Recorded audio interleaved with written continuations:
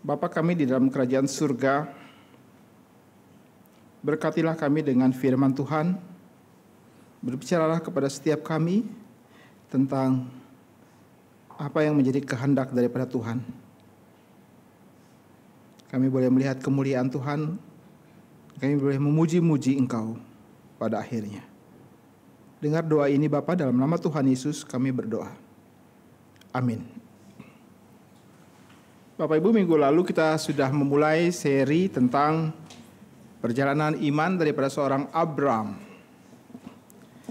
Dan minggu ini kita akan melihat kelanjutan daripada perjalanan tersebut. Dari mimbar-mimbar gereja seperti ini kita kerap kali mendengarkan seruan yang berkata bahwa kita harus beriman. Memang itu tidak salah dan memang seharusnya demikian. Tapi problemnya itu adalah hal yang kita perlu ketahui detail daripada perjalanan iman itu seperti apa. Kita tidak akan berkata tentang dan tidak akan merasa keberatan tentang hal beriman. Karena memang Alkitab berkata kita harus beriman. Bahkan Yudas berkata, bangunlah imanmu di atas dasar yang paling suci. Tapi perjalanan iman itu seperti apa? Detailnya bagaimana, dan banyak sekali orang Kristen yang kalau saya soroti itu membutuhkan hal ini. Lebih daripada melihat sebuah bangunan besar yang namanya iman. Mari kita melihat Kejadian pasal yang ke-12. Di dalam perjalanan hidup daripada seorang yang bernama Abram. Saya masih menyebut nama Abram. Ya, menyebut Abram karena di dalam Kejadian pasal yang ke-12 nama itu masih disebut sebagai Abram. Ya, dalam Kejadian pasal yang ke-12 kita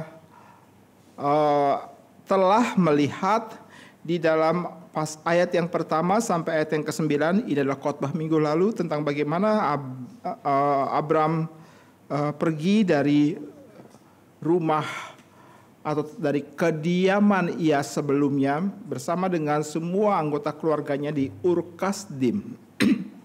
Ya, mereka pergi oleh karena Allah tiba-tiba datang kepada Abram dan berkata bahwa ia akan mendapatkan janji daripada Allah bahwa keturunannya itu akan menjadi berkat bagi banyak bangsa.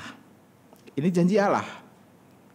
Lalu Abraham berbicara kepada orang tuanya dan orang tuanya kemudian pergi bersama dengan Abram ini dan seluruh anggota sanak keluarganya keluar dari Ur Kasdim. Menarik bahwa Abram ini adalah keturunan daripada orang percaya dari Nuh dan dari Sem dan seterusnya. Tapi cerita tentang Menara Babel tiba-tiba menjedah akan kisah daripada orang percaya ini untuk menunjukkan kalau orang berdosa ingin meninggikan dirinya sendiri melalui prestasi yang bisa ia bangun dan ingin capai. Ketika Menara Babel itu dibangun, dibilang kita akan mendirikan menara ini sampai ke langit.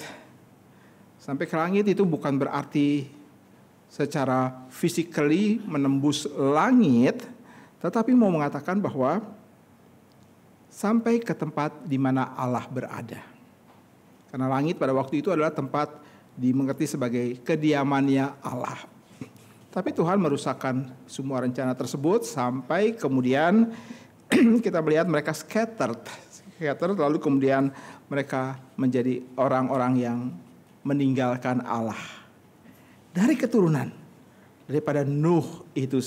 Lalu kemudian muncullah Terah, dan Alkitab berkata bahwa Terah itu adalah orang yang tidak percaya.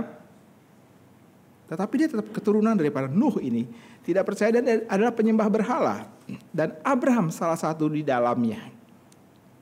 Ya, jadi di dalam kehidupan orang yang tidak percaya, di dalam garis keturunan yang tidak percaya, mungkin sekali ada orang yang Tuhan akan selamatkan. Nah, akibatnya kemudian Terah pergi keluar bersama dengan Abram, oleh karena Abram menyampaikan berita dari Allah baru yang mereka kenal di dalam perantauan mereka. Saya katakan Allah baru oleh karena mereka sudah lama meninggalkan Allah yang benar. Ya, lalu mereka meninggalkan mereka kemudian pergi dari Ur Kasdim, dan Tuhan bilang pergilah ke Kanaan. Saudara, sebelum kita membaca teks kita, saya ingin mengurangi sedikit, dan itu akan meletakkan dasar serta konteks kita memikirkan ayat yang ke-10 sampai yang ke-20 nanti. Ya, Tuhan bilang pergi dari Ur Kasdim menuju kepada tanah Kanaan. Tapi ketika mereka sampai di tengah-tengah, yaitu di suatu tempat yang namanya Haran, mereka kemudian berdiam di sana. Tidak diberitahu berapa lama mereka berdiam, tapi mungkin sekali mereka mulai menikmati akan kehidupan di tempat itu, dan mungkin sekali mereka mulai untuk memutuskan untuk tinggal di sana. Tapi Tuhan berkata kepada Abraham, pergilah ke Kanaan. Dan Abraham bisa jadi berbicara lagi kepada seluruh anggota keluarganya, tapi mendapatkan penolakan. Sehingga mereka memutuskan untuk tetap tinggal di Haran. Lalu apa yang harus dilakukan Abraham? Ia tetap harus pergi keluar. Ketika semua menolak, Tuhan bilang, kalau begitu kamu pergi keluar sendiri. Kamu harus berjalan terus ke Kanaan. Sebab Haran bukan tempat persinggahan. Tempat persinggahan itu adalah kepada atau di Kanaan. Nah, perjanjian yang Allah berikan kepada Abraham itu pasti tidak akan pernah Tuhan lupakan. Tapi sebaliknya, kamu harus pergi keluar, itu persyaratan yang Tuhan tetapkan. Tuhan memberikan perjanjian dan Tuhan menyertakan juga dengan persyaratan. Persyaratannya apa? Tinggalkan semua yang lama. Tinggalkan orang tua, tinggalkan sanak saudara, tinggalkan tanahmu yang lama. Pergilah ke Kanaan. Tapi semua orang yang lain berhenti di Haran. Abraham harus melanjutkan sendiri ke Kanaan. Dan ketika sampai di sana, Kanaan ternyata bukan tempat atau tanah kosong. Tanah itu adalah tanah yang sudah didiami oleh orang-orang Kanaan, dan mereka sudah mengembangkan kebudayaan mereka yang hebat itu. Mereka ada orang-orang dengan kebiasaan-kebiasaan yang mereka kembangkan di daerah hidup mereka, dan Abraham masuk ke tempat itu. Apakah ini berarti tanah yang diberikan oleh Tuhan? Iya. Tapi tanah itu sudah ada pemiliknya. Abraham masuk ke tempat itu dan dia tinggal di sekitar orang-orang para yang tidak mengenal Allah. Mereka adalah para penyembah berhala. Mereka hidup dengan kebiasaan mereka, mereka hidup dengan gaya hidup mereka hidup dengan kebudayaan mereka. Dan Abraham tinggal di sana, di pusat penyembahan berhala daripada orang Kanaan itu. Itulah pusat kota mereka. Biasanya kalau pusat kota daripada sebuah tempat tertentu ditandai ada tempat beribadah daripada mereka. Itu pusat kota. Kalau kita sekarang setiap pusat kota itu biasa kita sebut sebagai alun-alun, balai kota. Ya, alun-alun suatu lapangan besar atau suatu tempat yang besar, lalu di sekelilingnya itu ada pusat pemerintahan, di sekelilingnya ada gedung-gedung ibadah, ada gedung pemerintah, ada gedung olahraga dan macam-macam. Itu alun-alun dalam sebuah kota. Jadi saudara, kalau misalnya Abraham datang ke sana, sangat mungkin dia ada di pusat kota daripada Kanaan, dan di situ adalah ada kekuatan besar. Kekuatan besar yang sudah lama ada di sana. Siapa kekuatan itu? Dewa-dewa para orang Kanaan ini. Nah, saudara, Abraham tinggal di situ. Lalu Alkitab berkata, dia berhenti di Sikem dan kemudian dia mendirikan mezbah dan memanggil nama Allah. Inilah pengalaman baru dengan Allah baru. Dia mulai mempercayai Allah. Saudara, kita tidak diberitahu oleh Alkitab perjalanan dari Sikhem ke Kanaan itu berapa lama.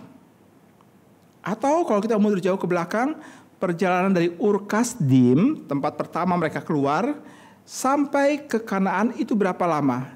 Kita tidak diberitahu oleh Alkitab. Tapi ketika Abraham sudah sampai di Sikem, di tanah Kanaan itu, dia mendirikan mezbah bagi Allah dan kemudian memanggil nama Allah, maka itu hanya mau menjelaskan ada sesuatu sudah terjadi. Selama perjalanan keluar dari Ur Kasdim sampai ke Haran, lalu Abraham pergi sendiri ke Kanaan, ada sesuatu sedang terjadi dalam hidup orang ini, yaitu pikiran berkaitan dengan Allah yang baru, pikiran tentang perkataan Allah tersebut yang berbentuk sebagai sebuah janji, dan kenapa saya sampai di sini. Perkataan Allah itu mempunyai kekuatan yang besar sekali yang menyebabkan Abraham itu berjalan. Nah, sampai di sini kita melihat detil-detil tentang pergumulan iman itu sudah dipaparkan oleh Alkitab. Tuhan mau kita tidak hanya melihat bangunan besar yang namanya iman, tapi Tuhan mau menuntun kita melewati pintu demi pintu dalam bangunan tersebut untuk melihat apa yang sedang terjadi. Kalau saya membuka pintu ini, apa yang ada di dalam ruangan itu? Lalu setelah itu saya buka pintu yang lain, apa yang ada dalam ruangan tersebut? Dan inilah yang kemudian dipaparkan oleh Kejadian pasal yang ke-12. Musa ingin kita tahu bahwa Abram memulai perjalanan hidup imannya bukan dengan mudah, tapi tidak salah. Ya, dia bawa Abram sampai ke Kanaan. Kenapa bisa sampai begitu? Kenapa perkataan Allah itu bisa membuat mereka tuh bergerak, tinggalkan semua yang lama sampai kepada tempat yang baru? Ini adalah boleh dibilang kuasa daripada firman Tuhan. Kuasa daripada firman Tuhan itu akan membuat kita bergerak. Kuasa daripada firman Tuhan akan membuat kita meninggalkan akan kehidupan yang lama. Firman Tuhan itu akan bergerak dan membawa kita untuk membangun iman kita kepadanya. Di sini kita tahu iman kita itu benar. Firman itu sudah menggerakkan akan kaki Abram. Dia pernah menggerakkan kaki daripada keluarganya separuh, tapi tidak pernah tuntas. Tapi dia menggerakkan kaki daripada Abram terus sampai kepada tanah perjanjian. Saudara-saudara, di sini kita tahu Tuhan itu hidup dan dia bergerak. Di sini kita tahu bahwa iman itu benar, iman kita itu benar. Sebab Allah selalu akan membuat pergerakan demi pergerakan dalam kehidupan kita. Berarti beriman bukan sekedar kita mempunyai pengalaman spiritualitas yang kosong dan stagnan di suatu tempat, tetapi terus-menerus memikirkan Allah dan kehendaknya sepanjang waktu, sepanjang umur kita. Ada orang katakan bahwa dia beriman, tapi tidak pernah pikir tentang kehendak Allah. Maka dia tidak beriman. Dia sedang merasa beriman. Atau ada orang yang pikir tentang Tuhan terus-menerus, tetapi tidak pernah beriman. Dia memikirkan banyak hal tentang Allah, tapi dia tidak pernah beriman. Dia takut menghadapi realita iman itu sendiri. Sebab iman itu selalu akan membuat kamu harus bergerak. Tuhan tidak pernah membiarkan kamu tuh diam dan berhenti di satu tempat dan menikmati. Apalagi tempat itu adalah bukan kehendak daripada Allah. Haran itu bukan kehendak Allah. Kanaan, ya. Itu sebab ketika mereka sampai di Haran, Tuhan bilang belum selesai, lanjut. Tapi bagaimana? Orang tuaku tetap mau tinggal di sini. Semua keluargaku merasa nyaman di sini. Bahkan dicatat di dalam pasal 11 ayat yang ke-32, Terah, ayahnya itu mati dan dikuburkan di Haran. Biarkan mereka di sana. Tapi kamu Abraham lanjut. Mau bilang apa? Saudara, disinilah kita melihat hal detil tentang iman itu dipaparkan kepada kita. Dan itu yang kita perlukan sebenarnya. Itu yang kita butuhkan. Sebab biar bagaimanapun kita sedang ada dalam perjalanan iman kita, bukan? Kita perlu semacam tanda bahwa Tuhan sedang bekerja dalam kehidupan kita. Dan Dia terus mendorong kita, menggerakkan kaki kita. Dan Dia terus memimpin hidup kita. Bagaimana kita tahu kalau itu terjadi dalam kehidupan kita? Maka cerita Abraham ini menolong banyak sekali hal yang perlu kita ketahui. Saudara, minggu lalu saya mengatakan, I do love the Old Testament very much. Kenapa demikian? Karena perjanjian lama meletakkan apa yang saya perlukan untuk mengetahui tentang realita iman saya. Hari ini kita akan melanjutkan kisah besar itu dalam hidup seorang dan perjalanan iman itu, imannya. Mari kita melihat pasal yang ke-12 ayat yang ke-10 sampai yang ayat ke-20. Ayat 10 sampai 20. Semua yang pria membaca ayat yang genap. Mari kita membacanya bersama-sama. 1, 2, 3. Ketika kelaparan timbul di negeri itu, pergilah Abram ke Mesir untuk tinggal di situ sebagai orang asing, sebab hebat kelaparan di negeri itu.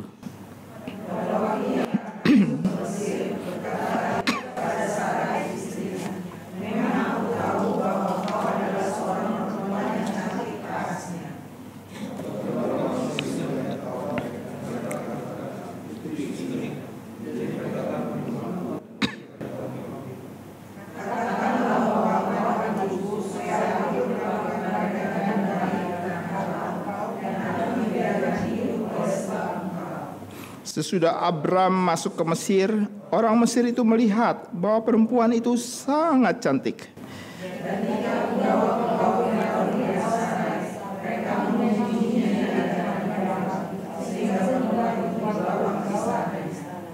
Firaun menyambut Abram dengan baik-baik karena ia mengingini perempuan itu. Dan Abram mendapat kambing, domba, lembu, sapi, keledai jantan, budak, laki-laki dan perempuan, keledai betina dan unta.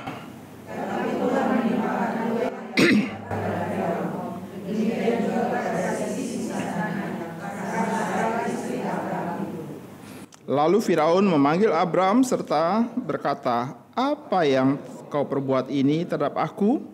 Mengapa tidak kau beritahukan bahwa ia istrimu?"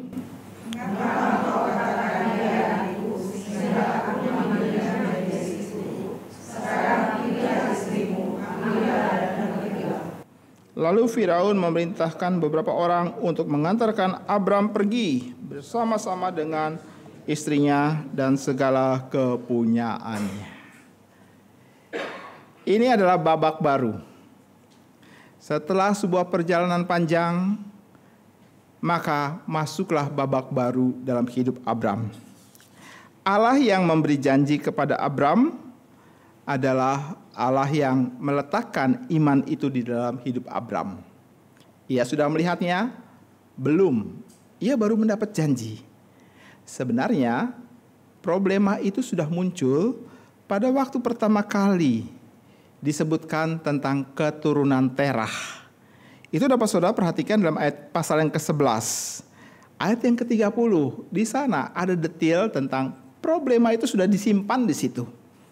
Tapi belum muncul, sebab apa? Belum waktunya. Problemanya apa? Sarai itu mandul, tidak mempunyai anak. Itu problema yang sudah ada di sana. Ada potensi problema. Tapi sekarang belum waktunya. Kenapa? Abraham harus pergi dahulu. Dia harus pergi meninggalkan Ur, meninggalkan Haran, sampai ke Kanaan. Ini cara Tuhan untuk membuat orang ini beriman. Dia harus dipisahkan daripada semua kehidupan yang lama, supaya dia dapat melihat Tuhan dengan begitu jelas sekali. Ya, jikalau kita berkata kita beriman, tapi kita terus menikmati kehidupan dalam dosa, jangan harap kita bisa melihat Tuhan. Ya, semua orang yang melihat Tuhan adalah semua orang yang meninggalkan kehidupan lama dia. Dia baru bisa melihat Tuhan dengan begitu jelas sekali. Ya, dan saudara-saudara, Abraham harus pergi keluar. Dan ketika sampai di Kanaan, maka lihatlah, ayat yang ke-10 itu merupakan sebuah cerita baru muncul. Dikatakan kelaparan timbul di negeri itu. Kelaparan timbul di negeri itu. Berdasarkan kata inilah maka saya memilih judul kelaparan iman. Kenapa demikian? Karena semenjak perjalanan panjang tersebut, Abraham mungkin menikmati pergumulan pemikiran tentang Allah yang baru. Kenapa ia harus pergi keluar? Lalu dia mengambil keputusan-keputusan yang benar dan Tuhan berkenan. Dia pergi tinggalkan semuanya, sekarang sudah menetap di Haran. Dan Tuhan memberkati mereka, Tuhan menjaga mereka. Meskipun mereka tinggal di dalam tanah yang penuh dengan orang-orang yang tidak percaya. Tapi Abraham diberikan kesempatan oleh Tuhan untuk mendirikan mezbah dan memanggil nama Allah di situ. Satu demi satu tanah yang dia injaknya, baik di Sikhem, baik di Betel, maupun sampai ke tanah Negeb, ada mezbah didirikan dan Tuhan memberkati mereka. Tidak dicatat ada gejolak daripada orang Kanaan. Tuhan memberkatinya. Tuhan memberikan kenyamanan di tanah Kanaan ini. Tapi enggak berhenti sampai di situ. Sebab orang yang beriman muda ini harus lebih banyak belajar tentang imannya, tentang hatinya sendiri. Sama seperti hati semua orang percaya lainnya. Bahwa hati manusia itu mempunyai kecenderungan untuk berdosa. Hati manusia mempunyai kecenderungan untuk menipu dengan segala kelicikannya. Bahkan Alkitab berkata hati manusia itu licik sekali. Licik bahkan lebih daripada segala kejahatan. Menariknya, Abraham belum menyadarinya. Dia begitu polos dan berjalan. Jalan.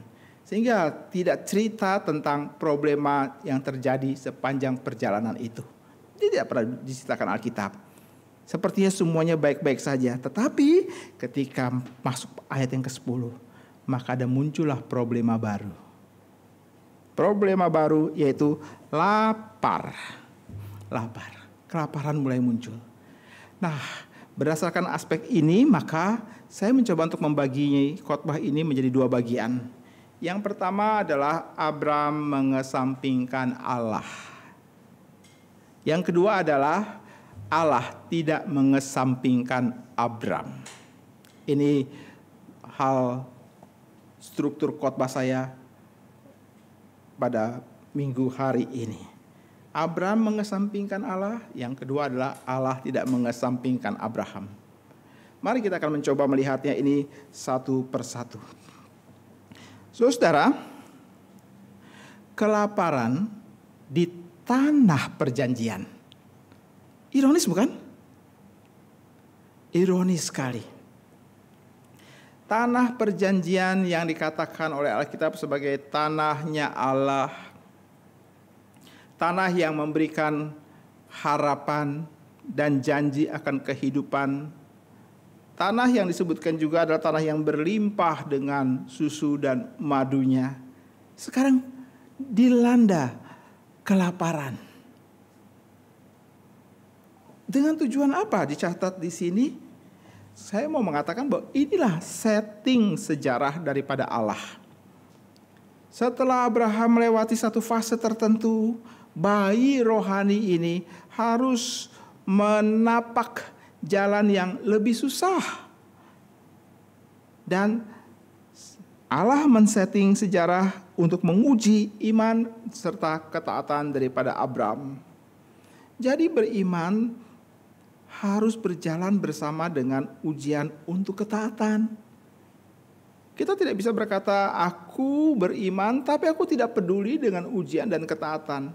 Enggak ada peristiwa itu dalam Alkitab. Semua orang yang beriman selalu akan berhadapan dengan ujian dan ketaatan.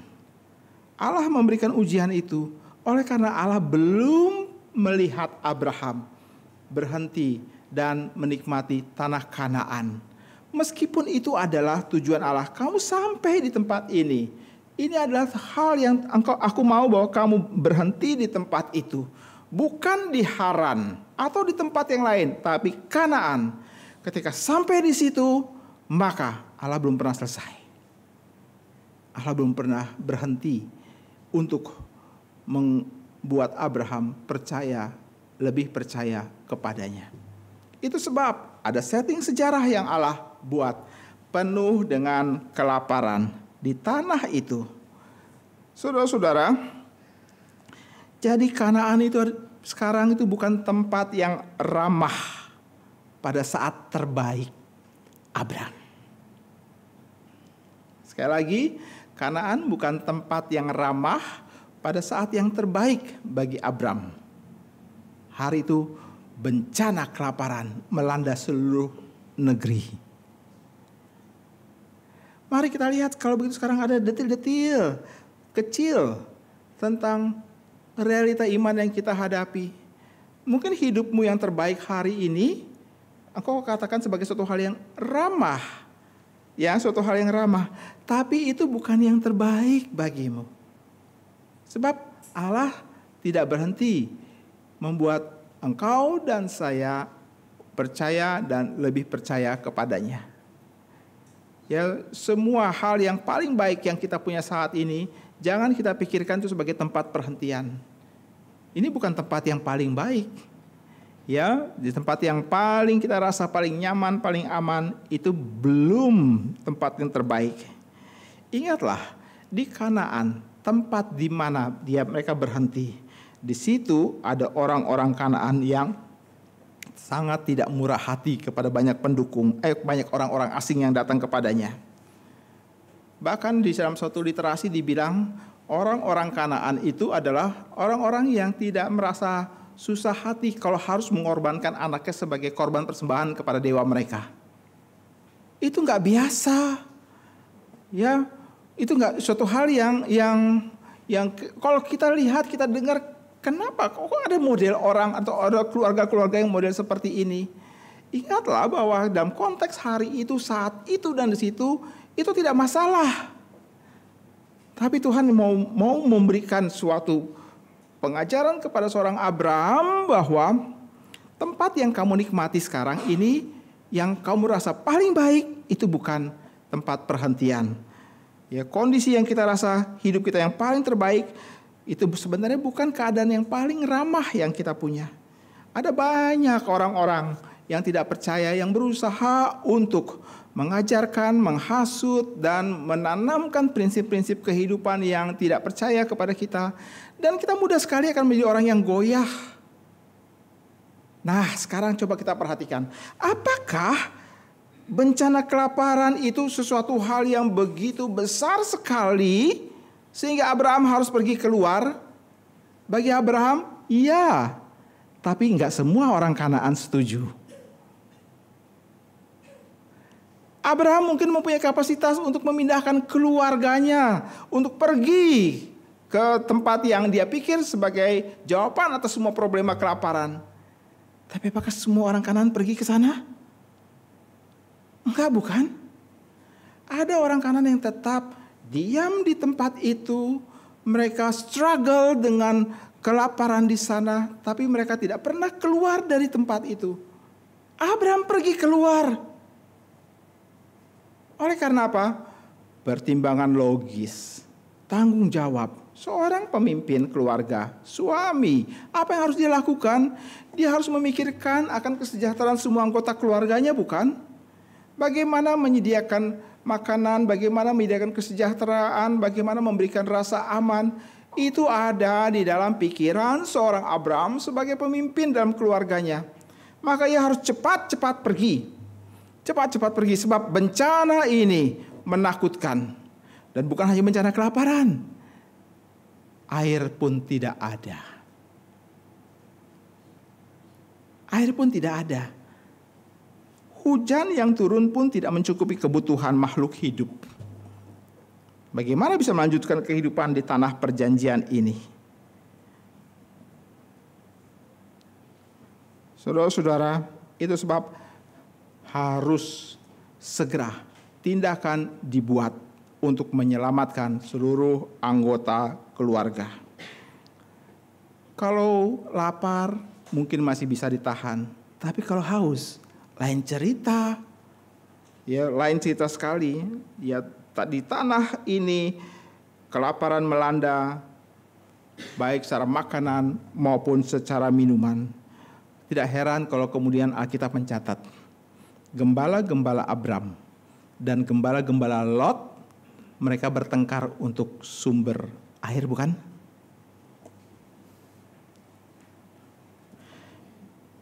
Baik, itu situasi. Dan tindakan harus segera dilakukan. Apa yang Abram buat, itu pasti akan mendapatkan persetujuan daripada banyak otak. Tapi apakah itu berkenan kepada Allah? Tidak. Ya, tindakan Abram pergi itu bukan tindakan yang menyelesaikan masalah. Tapi Allah biarkan itu terjadi. Saudara, saya mengutip tadi, tidak semua orang Kanaan melakukan hal yang sama dengan Abram. Apakah ini bisa dikatakan sebagai sebuah cerminan Abraham sudah kehilangan imannya, sementara orang Kanaan masih mempertahankan imannya kepada dewanya. Mereka masih bisa berseru kepada dewanya dan mereka tetap bertahan di tempat itu. Sementara Abraham, dia pergi. Perut ini tidak bisa menahan lapar. Kerongkongan ini tidak bisa menahan rasa dahaga. Harus segera cepat-cepat dibuat jawaban. Nah, sampai di sini semua hal yang logis Abraham pikirkan dan perhatikan kalau semua hal yang logis tidak harus sesuai dengan prinsip-prinsip daripada Alkitab tentang Allah yang memelihara. Saudara, hari itu Abraham sudah mulai kehilangan akan pandangannya terhadap Allah yang hidup itu. Sebelumnya dia sangat menikmati perjalanan bersama dengan Allah sampai di Kanaan. Tetapi sekarang problema perut langsung mengalahkan semua-muanya. Problema kerongkongan langsung menipiskan semua harapan dan mimpi di dalam imannya. Abraham harus pergi keluar. Tapi jangan salah, setelah semua hal yang logis yang Abraham kemukakan, aku harus bertanggung jawab. Ingat lagi, Abraham menyimpan akan sesuatu harapan.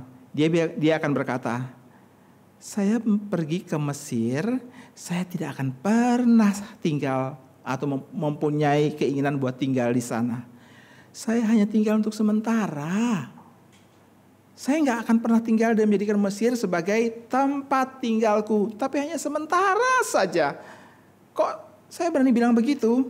Kalau sudah bilang memperhatikan pasal 12 ayat yang ke-10, pergilah Abram ke Mesir untuk tinggal di situ. Dalam terjemahan yang lain tidak dibilang to stay there, enggak, tapi to sojourn. To sojourn there. To sojourn itu artinya menetap sementara. Bukan untuk tinggal, untuk selama-lamanya. Oleh karena apa? Dia masih menyimpan sedikit kebenaran iman yang pernah menguasai hatinya.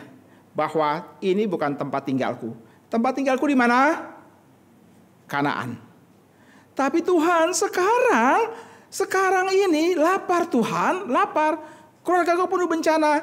Maka izinkan aku pergi sejenak keluar. Nanti setelah mendapatkan semua makanan, semua bahan makanan, aku akan pulang kembali. Aku akan pulang kembali ke Mesir. Maksud saya ke Kanaan. Sangat masuk akal lagi juga bukan? Aku tetap taruh hatiku di Kanaan kok Tuhan. Aku tetap ada di sana hatiku. Tapi izinkan aku keluar sebentar. Nanti aku balik lagi. Semua yang logis dan berkaitan dengan kehidupan nampaknya itu menjadi sebuah alasan utama yang tidak bisa ditawar. Maka itu harus segera cepat-cepat diselesaikan.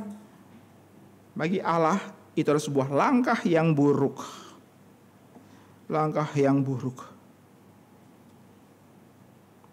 Abraham, kalau kamu keluar dari tempat kamu yang lama dan kamu tinggal tempat kamu yang baru, maka itulah tempat yang paling baik bagimu, Abraham. Tempat yang paling akan memberikan kenyamanan bagimu. Aku yang pimpin kamu sampai di sini. Sekarang kamu bilang, bolehkah aku keluar sebentar? Maka di sini Abraham menambahkan bijaksananya kepada kebenaran daripada firman Tuhan, mencampur adukannya sedemikian rupa dan terdengar sangat logis, sangat bertanggung jawab, sangat memberikan harapan. Tapi bagi Allah itu sebetulnya langkah yang buruk sekali. Sebuah dimensi baru dalam kehidupan iman seorang Abraham dan kita sekalian. Jangan coba-coba campur adukan bijaksana surgawi dengan bijaksana kita. Itu akan menjadi sebuah langkah yang buruk. Walaupun terdengar sangat bisa diterima.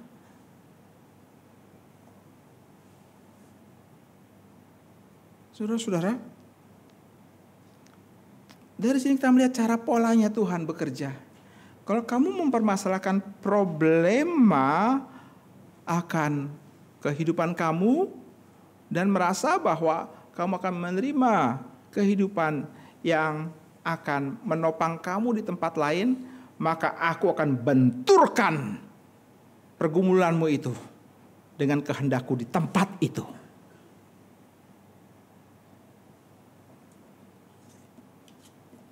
Aku akan benturkannya. Kalau kamu merasa ini adalah sumber ketakutan kamu dan kamu merasa di tempat lain ketakutan itu akan hilang, maka aku akan memakai ketakutan itu dan aku akan benturkan kamu di tempat yang kamu rasa aman itu. Ini tanda yang dapat kita lihat. Aku sudah mulai goyang. Dan Tuhan biarkan. Kamu rasa itu benar?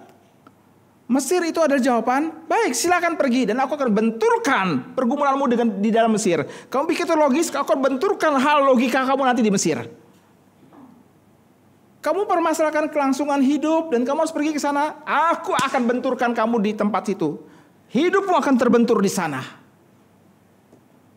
Kamu mulai khawatir?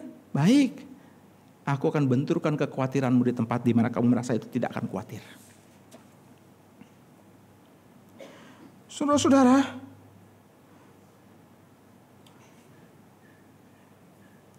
Allah menuntun Abraham. Abraham saya rasa orang sangat pintar sekali. Dia sangat bertanggung jawab. Dan dia memikirkan untuk keseluruhan. Bukan saja buat dia, bukan anggota keluarganya, tapi juga untuk semua orang yang mengikuti dia. Dia sangat bertanggung jawab sekali, seorang pemimpin sejati. Dan apa yang dilakukan itu akan berpengaruh kepada semua orang yang dipimpinnya. Dan dia menggunakan semua kapasitasnya. Dia mencampur adukannya. Membuat sebuah formulasi baru. Ini cara ikut Tuhan. Keluar sebentar. Nanti balik lagi kok. Keluar sebentar aja. Keluar sebentar. Menyelesaikan problema hidup. Nanti balik lagi. Nanti balik lagi. Saudara, bagi Abraham, masalahnya sebenarnya bukan kekurangan makanan. Bukan kekurangan uang untuk membeli makanan. Dia sebelum sampai ke Mesir, dia juga sudah cukup sejahtera kok. Masalahnya sekarang adalah, dia berpikir, nanti kalau ini selesai, saya tidak tahu kok. Bencana kelaparan ini berapa lama? Saya punya semua sarana dan sumber untuk menjaga keluarga ini aman. Saya punya uang buat membelinya. Saya bisa mencarinya, tapi siapa jamin? Karena itu aku pilih langkah aman. Langkah amannya apa? Aku dengar dari berita yang beredar di media sosial, kalau di tempat itu ada sumber makanan. Maka supaya aman, pergilah ke sana. Jadi masalah utama bagi Abraham adalah sekarang dia mulai meragukan Allah yang sudah memimpin dia sampai dengan sejauh ini. Dia pernah memang mengalami kesulitan dahulu, tapi dia percaya kepada Allah. Dan Allah sudah memimpinnya sampai ke dalam tanah Kanaan. Sekarang ia harus tetap percaya dalam keadaan yang lebih sulit. Sudah tahu di Mesir apa yang terjadi? Ia hampir kehilangan keluarganya. Dia hampir kehilangan pernikahannya. Dia hampir kehilangan nyawanya. Berarti pergi ke Mesir tidak menyelesaikan masalah. Dan itu yang terjadi. Kamu mau mengajukan proposal kepada Tuhan seperti ini, baik, kamu akan saya benturkan di sana. Tapi itu belum terjadi, bukan? Abraham belum sampai ke sana. Sekarang dia sedang berjalan menuju ke sana dengan semua rencana-rencananya yang dia pikir sangat sempurna. Mari kita melihat tanda berikutnya. Tanda berikut daripada mulai iman itu goncang adalah munculnya kekhawatiran. Munculnya kekhawatiran. Tanda pertama adalah mulai mempermasalahkan kelangsungan hidup. Tanda kedua adalah mulai munculnya kekhawatiran. Dengarlah apa yang diperbincangkan oleh Abraham dan Sarai di dalam tenda itu. Semakin mereka berjalan menuju kepada Mesir, semakin dekat dengan Mesir, semakin besar kekhawatiran daripada Abraham. Lebih dekat lagi, semakin besar lagi kekhawatirannya. Dan itu terlihat dari percakapan Abraham dan Sarai di dalam tenda itu. Abraham bilang apa? Istriku, ku tengok rupamu. Ternyata engkau cantik pula parasmu. Itu ini katakan, bukan? Ayat yang ke-11. Perempuan yang cantik parasnya. Memang aku tahu bahwa engkau adalah seorang perempuan yang cantik parasnya. Abraham bilang begitu. Saya rasa Tuhan di guyon tinggi loh. Pada waktu punggawa-punggawa Mesir melihat Sarai, jawabannya apa? Sama seperti Abraham bilang. Abraham bilang, kau seorang perempuan yang cantik parasnya. Kalau punggawa-punggawa bilangnya apa? Ayat 14. Sesudah Abraham masuk ke Mesir, orang Mesir itu melihat bahwa perempuan itu, woi, sangat cantik. Bukan cantik parasnya, tapi sangat cantik. Ini suami-suami ya, kasih pujian kepada istri, tahan-tahan. Sangat cantik kata orang lain. Suami sendiri bilang, cantik parasnya. Orang lain bilang, sangat cantik. Ini karena efek kebiasaan. Sudah menikah udah lama, bilangnya sangat cantik. Apa? Cantik parasnya. Cantik engkau. Tapi orang lain bilang, kamu sangat cantik. Saya mau tanya, engkau ketika mendengar suamimu bilang kamu cantik, sama orang lain bilang kamu sangat cantik, mana yang bikin kamu lebih kelepek-kelepek?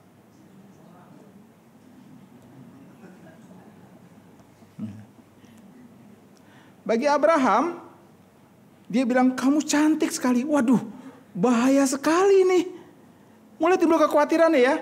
Kamu cantik sih, bahaya bener nih bagi saya nih. Karena itu kalau kamu pilih suami, istri jangan cantik-cantik. Jangan terlalu cantik lah, begitu kira-kira. Jadi nggak bahaya. Kalau kamu cantik, orang lain bilang sangat cantik, bahaya loh.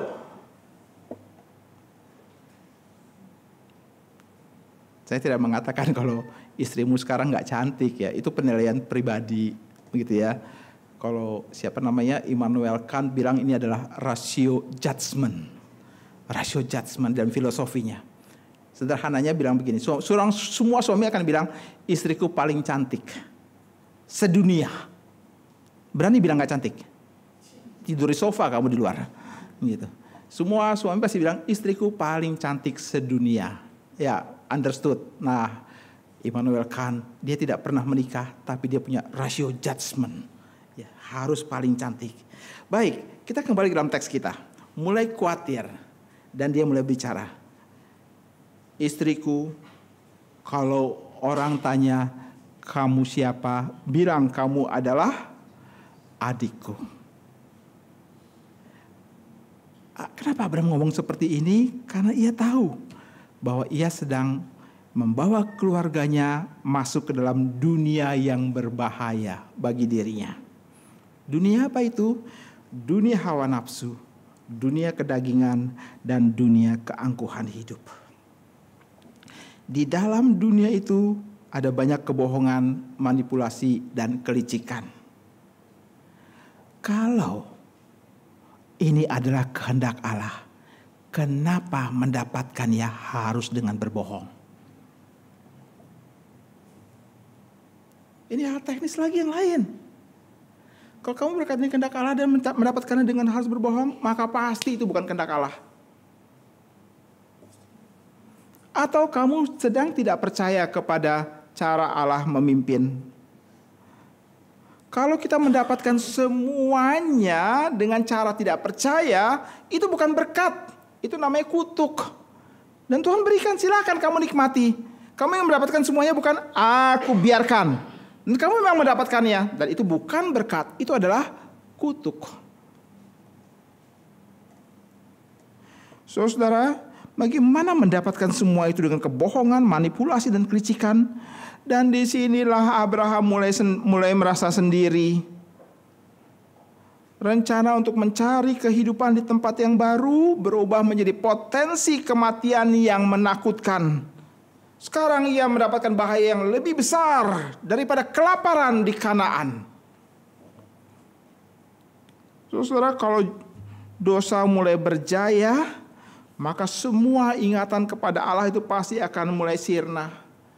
Alih-alih untuk bertobat dan meminta pertolongan, apa yang Abraham kerjakan? Dia tetap maju. Dia tetap terus maju. Dengan slogan-slogan yang memberikan semangat, aku pasti bisa, aku harus bisa. Oleh karena masa depan di depanku. Kalau bukan aku yang meraihnya, siapa lagi? Maka aku pasti selamat. Slogan-slogan itu kan membangkitkan jiwa patriotik, bukan? Dan menariknya, Sarai, istrinya, setuju dengan usulan Abraham ini.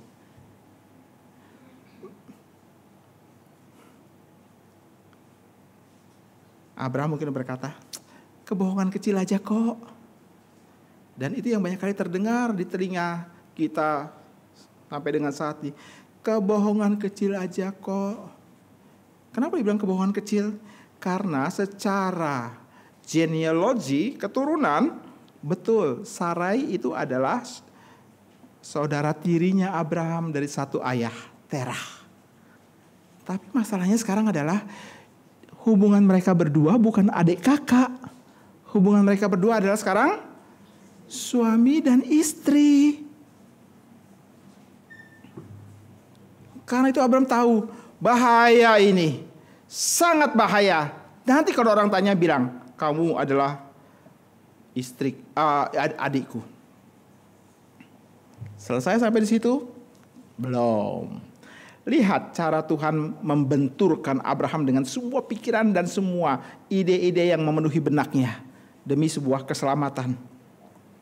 Sangat mungkin Abraham berpikir, kalau engkau adikku, maka ini cara dia untuk buying time, mengulur waktu. Kenapa demikian? Karena dia tidak berniat tinggal di sana kok. Hanya menetap sementara waktu. Untuk apa? Kumpulkan semua makanan, penuhi semua logistik, lalu cepat-cepat kembali ke Kanaan dan beres, selesai. Mission accomplished. Jadi Sarai tidak akan diganggu-ganggu, lalu kemudian makanan akan terpenuhi, lalu kami semua pulang ke Kanaan, beres, semua happy. Luar biasa sekali, bukan? Itulah mungkin yang ada dalam pikiran seorang Abraham. Tapi dia tidak menduga apa yang terjadi di sana. Sampai dengan saat ini kita lihat Abraham mulai mengesampingkan Allah. Dia tidak meninggalkan Allah, dia mengesampingkan Allah.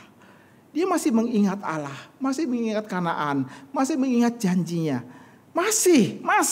Dia masih tetap berusaha untuk pegang. Tapi Allah dikesampingkan. Dia munculkan Allah baru, yaitu kecakapan, bijaksana, kepintaran, strategi, dan apa yang dia miliki. Dan Allah tidak berkenan. Jangan ada padamu Allah lain di hadapanku. Allah memporak-porandakan pikiran daripada Abraham, sama seperti Allah pernah memporak-porandakan Menara Babel. Allah porak-porandakan. Dan kita masuk ke dalam bagian yang kedua. Allah tidak mengesampingkan Abraham. Apa yang terjadi di sana? Ketika mereka masuk ke dalam Mesir, kita berkata para punggawa Mesir melihat kecantikan daripada Sarai dan segera melaporkan kepada Firaun. Hebat storytelling daripada para punggawa ini, sehingga Firaun nggak harus lihat wajahnya Sarai, cukup dengar ceritanya langsung jatuh cinta. Hebat ya storytelling ini. Ini yang Abraham nggak pernah duga. Firaun jatuh cinta, langsung kirim tentara, kirim kereta, jemput Sarai, bawa ke istananya dan tinggal di dalam harem. Berapa lama dia tinggal di dalam harem? Alkitab tidak bilang, tapi indikasi memberikan kita catatan mungkin sedikit lebih lama. Abraham tidak pernah mengira kalau Firaun jatuh cinta. Kalau misalnya bilang engkau adikku, ya kalau banyak orang sih nggak apa-apa, banyak orang. Lalu dia akan tetap aman bergerilya, membeli makanan semua-semuanya dan simpan bawa pulang. Nggak ada yang akan mengganggu dia. Itu skenario di dalam pikiran Abraham. Tapi dia tidak pernah mengira kalau Firaun justru orang tertinggi yang pada hari itu dianggap sebagai dewa daripada Mesir, justru menarik perhatian. Dia tertarik kepada Sarai. Dan tidak boleh ada satu orang pun yang tidak melaksanakan kehendaknya. Itu sebab pergi, ambil Sarai.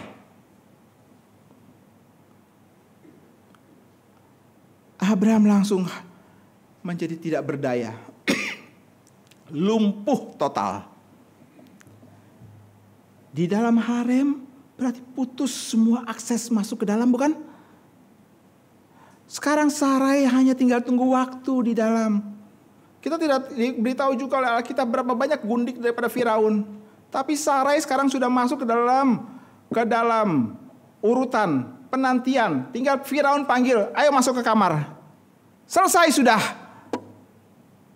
Lalu bagaimana dengan janji Tuhan bahwa dari rahim Sarai maka akan keturunan semua itu akan hadir?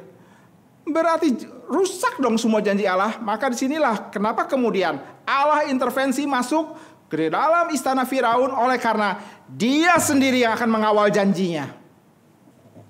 Dia tidak pernah membiarkan Firaun untuk memporak-porandakan dan merusak rencananya. Kamu bilang kamu siapa? Kamu dewa? Maka hadapi aku. Saudara, Abraham harus melihat Tuhan yang besar. Sebab hari ini dia melihat Firaun begitu besar. Ambil istrinya. Abraham harus lihat Allah lebih besar daripada Firaun. Saudara-saudara, kita mempelajari.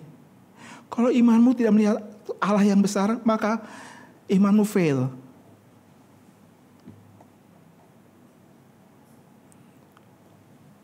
Tujuan daripada kita, Allah memberikan iman kepada kita adalah membawa kita kepada dirinya sendiri.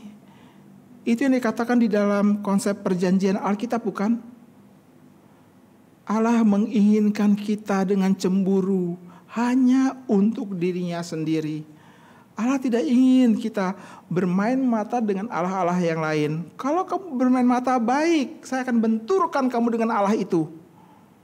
Dan kamu akan melihat, dan Tuhan akan paksa buka mata kamu besar-besar bahwa kamu bilang dia lebih menarik. Baik, aku akan hancurkan Allah itu di depan mata kamu. Tuhan sedang menunjukkan kuasanya. Allah campur tangan.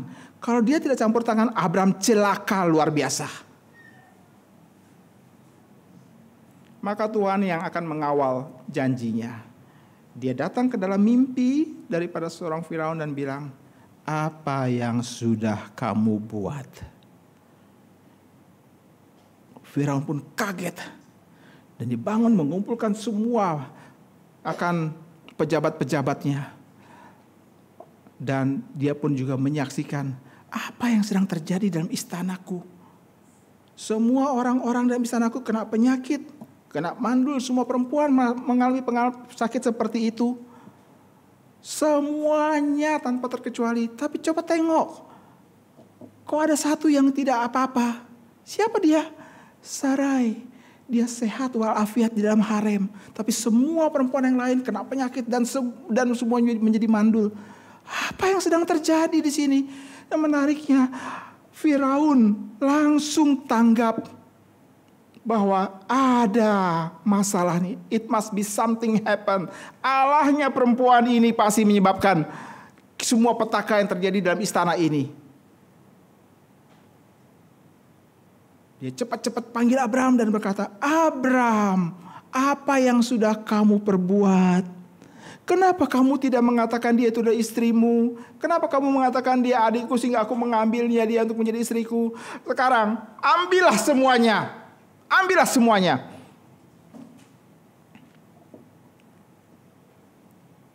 Luar biasa sekali bukan? Tapi sebelum sampai di situ mari kita mundur sejenak. Kita mundur sejenak supaya kita bisa melihat langkah kaki Abraham itu menjadi begitu berat sekali. Setelah Sarai diambil, Abraham hanya menyaksikan dia hilang dari pandangan matanya. Sekarang dia duduk sendiri di dalam tenda itu. Tenda yang sebelumnya dia mengajak untuk berskenario dengan istrinya.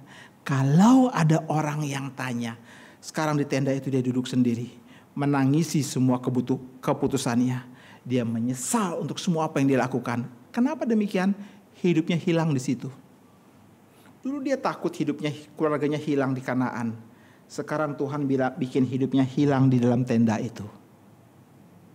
Dia duduk termenung. Dia menyesali. Kenapa aku kehilangan semuanya ini? Firaun yang sudah mendapatkan Sarai sepertinya mau memberikan ucapan terima kasih. Maka ia menghujani Abraham dengan semua hadiah-hadiah. Ternak, lembu, budak semua dikasih ke Abraham. Semua harta diberikan kepada Abraham. Abraham makin berlimpah dalam kekayaannya. Punya segala sesuatu sekarang. Tapi ia kehilangan hidupnya. Hidupnya adalah Sarai. Itu hidup Abraham. Dia kehilangan.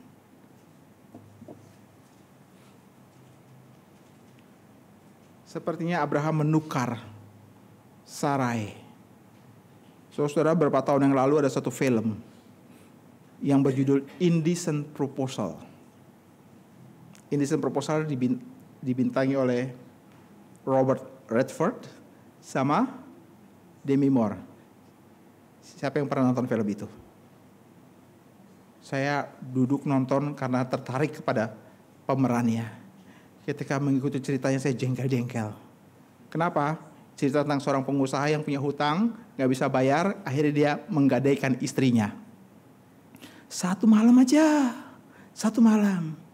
Pada malam itu dia gelisah, dia marah, dia cari istrinya. Tapi ide untuk menggadaikan istrinya muncul.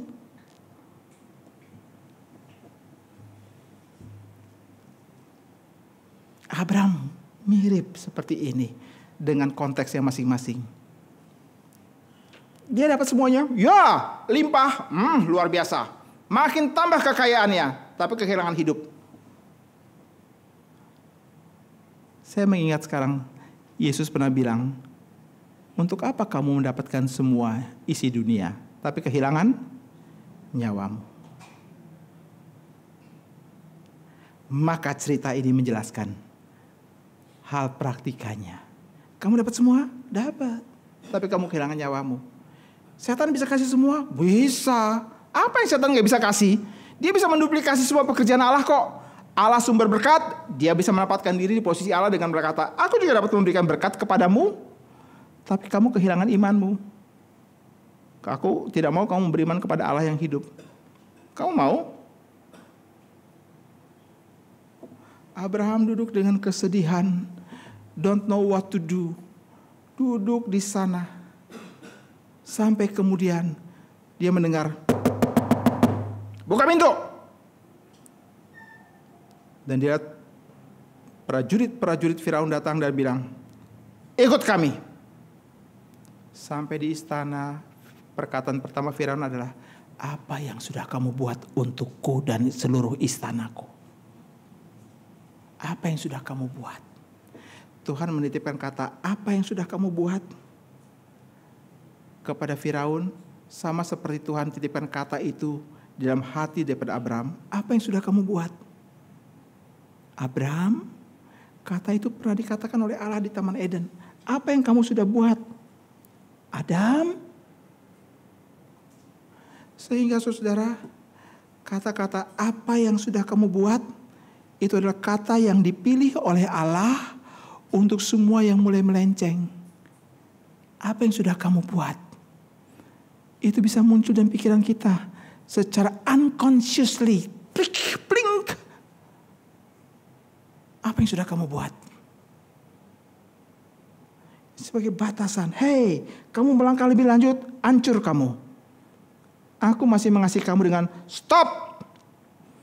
Sama seperti dia menghentikan langkah daripada Firaun. Stop. Apa yang sudah kamu buat? Jadikan perkataan sederhana ini tersimpan di dalam pikiranmu seumur hidup. Untuk menghindarkan engkau daripada banyak kebodohan. Dari rencana-rencana yang kau pikir sangat brilian. Apa yang sudah kamu buat?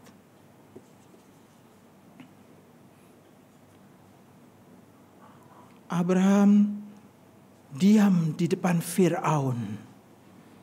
Mungkin sekali dia mengingat Allah pernah berkata, siapa yang mengkutuk engkau akan kukutuk. Dan itu yang terjadi. Pada waktu dia tidak berdaya, Allah bertindak. Dia mendatangkan penyakit bagi semua istana. Tapi tidak untuk Sarai. Allah jaga rahimnya Sarai. Tidak boleh dicemari oleh pria yang lain. Oleh benih yang lain. Menariknya Firaun tanggap. Langsung mengerti. Ada intervensi Allahnya Sarai ini pasti. Ada intervensi Allahnya Abraham. Tuhan memakai kebohongan Abraham untuk mengatakan, aku tidak berkenan kepada kebohonganmu Abraham. Walaupun terdengar sangat baik dengan tujuan yang baik. Aku tidak berkenan. Kalau sekarang itu adalah etika Machiavelli, bukan? Tujuan menghalalkan segala cara. Aku tidak berhenti. Aku tidak berkenan. Berhenti. Kembali. Firaun menangkap pesan ini. Sama seperti pada waktu Yunus lari dari hadapan Tuhan. Maka ketika kapal itu diombang-ambingkan oleh gelombang. Orang-orang yang tidak percaya langsung mengerti. Pasti ada orang yang lari dari Allahnya nih. Cari dia di kapal ini. Lempar dia ke laut. Pada waktu dilempar maka laut menjadi tenang. Orang-orang tidak percaya lebih tanggap kepada Allah yang benar. Karena Allah menyatakan kuasanya. Orang-orang yang percaya sangat tumpul sekali perasaan terhadap Allah yang benar. Itu sebab hal yang paling sederhana adalah kalimat yang Allah pilih. Apa yang sudah kamu buat? Simpan di kepala. Itu adalah fondasi kehidupan rohani berjalan dalam kebenaran Allah. Apa yang sudah kamu buat? Itu tanda kamu sudah mulai menyimpang. Apa yang sudah kamu buat? Itu tanda kamu sudah mulai hambar. Apa yang sudah kamu buat? Itu tanda kamu sudah mulai lari. Apa yang kamu sudah buat?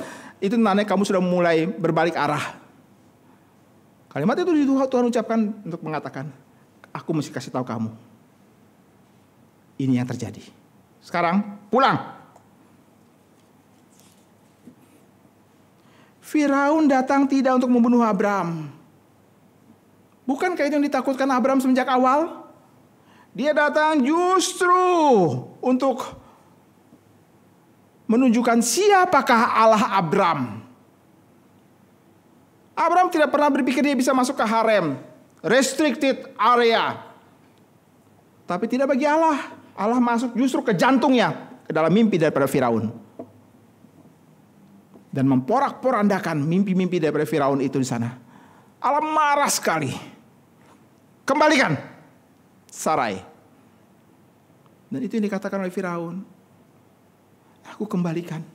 Ambil. Kembalikan semuanya. Saudara-saudara, Allah melindungi Abram, Sarai, dan garis keturunan mereka.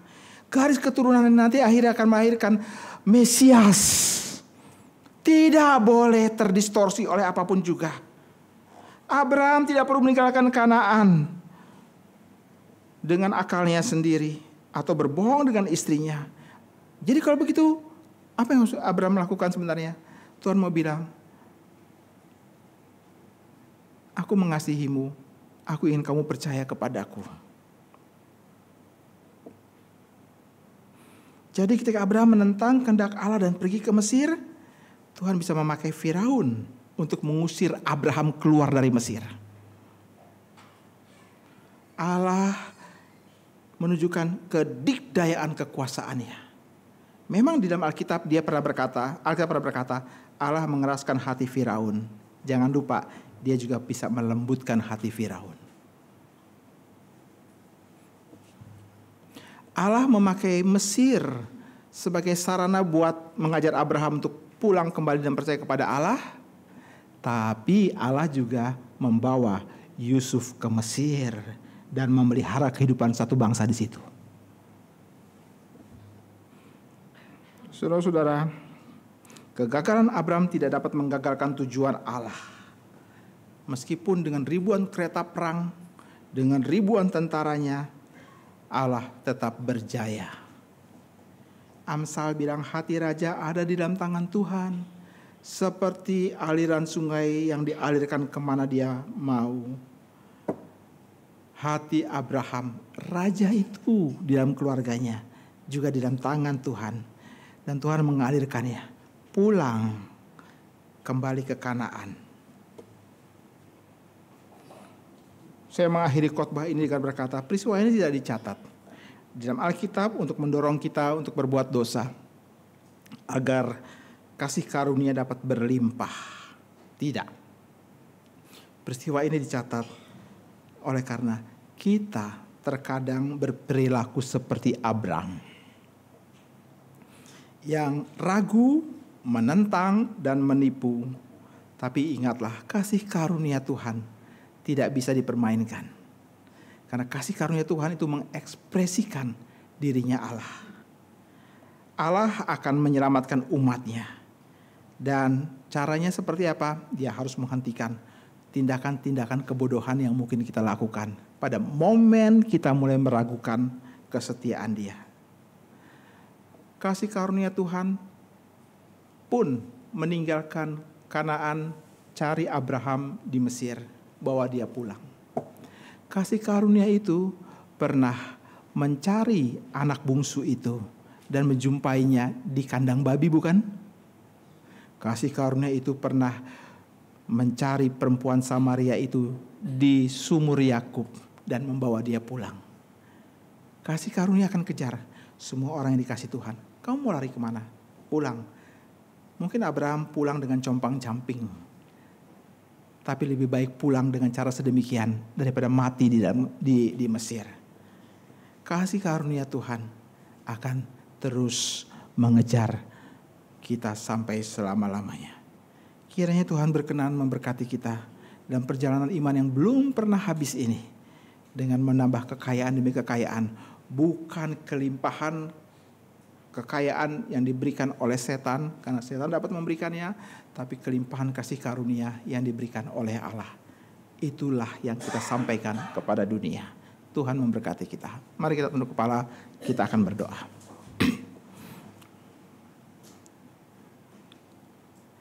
Kami berterima kasih firman-Mu mengajarkan kami bagaimana kami mulai berjalan Seperti seorang bayi yang belajar untuk melangkah, mulai menguatkan kaki, tapi masih bergetar sehingga mungkin jatuh. Seperti seorang anak yang berjalan, mungkin tidak tahu jalan yang seperti apa yang harus dilalui. Ia mungkin menginjak paku atau pecahan kaca di sana. Mungkin seperti orang dewasa yang berjalan penuh dengan keyakinan tetapi lupa ada balok yang membuat dia bisa tersandung dan terjatuh. Tuhan, kami tahu bahwa Engkau tidak akan pernah berhenti dan selesai mengajar kami untuk percaya kepadamu. Karena itu yang Engkau mau. Bukan sekedar menikmati jalan, bukan sekedar untuk menikmati berkat, tapi untuk menikmati Dikau. Kami berdoa kiranya itulah yang kami temukan dalam hidup percaya kami.